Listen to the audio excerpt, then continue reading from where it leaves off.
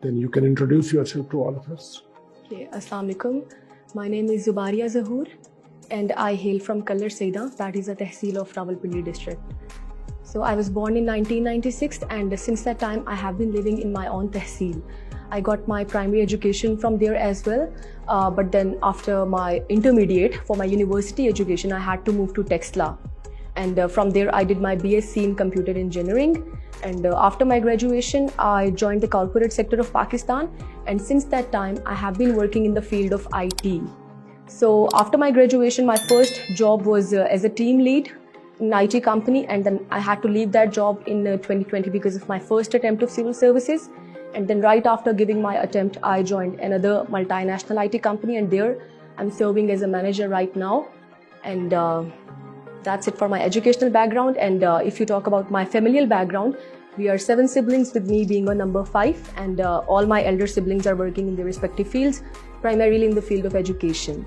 My father is a retired government servant from Pakistan Atomic Energy Commission, and as far as my interest for civil services is concerned, I have been at different leadership roles at my university and other educational institutions as well. So that gave me a motivation to be in a leadership role and make a difference in the society and do something particularly for vulnerable communities of my country, especially minorities, children, women, and the senior citizens as well. And that's all for now. You are currently working as a team lead. So currently I'm working as a manager. Okay. Currently you are working as a manager. Yes, sir. In non-tech. Manager non. What is the function of a manager? So manager is actually second one in the hierarchy, and the function of a manager is to manage all the operations that are going on in an organization. Manage all the workings, all the procedures that are going on, the scheduling, the QA as well, the duties, assigning the duties, and then doing the quality checking as well. You tell me, how do you make an assessment about the performance of government? Because somebody is managing. What do you think? Is it managing, is managing in a better way, or there are some challenges which the government is facing in the management? Yes, sir. I believe that there are some challenges that the government is facing, and these challenges are inevitable. Every government faces these kind of challenges, but and there are some lacunas in our system as well. What type of challenges this government is facing? Let's talk about the political scene. So if we talk about the political challenges that this government is facing, there is a lack of consensus.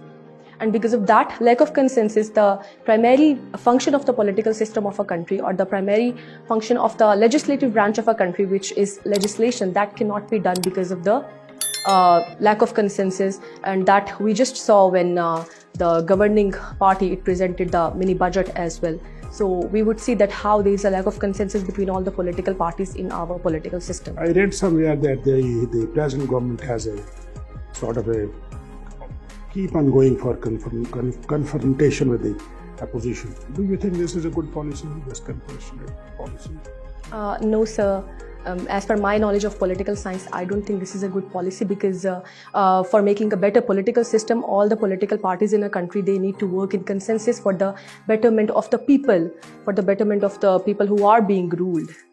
So this is not a good policy to be at confrontation, to be at loggerheads all the time and not going towards the betterment. Do you see that this government can change their policy and to bring sort of a more harmony between the opposition and the government? It is the function of the plenary benches, I hope. Yes, sir. Do you think they can do it? Sir, I think that everything is achievable if you have the motivation or if you have the dedication to do that.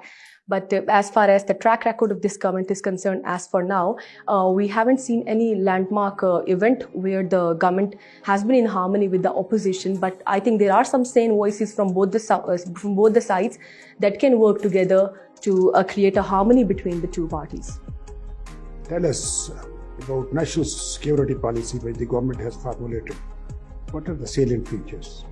So the national security policy of the government was formulated some days ago, and the salient features are actually to improve the security, or to actually look for the economic security of the country. So its main focus was to move from the military security to the economic security, as our stake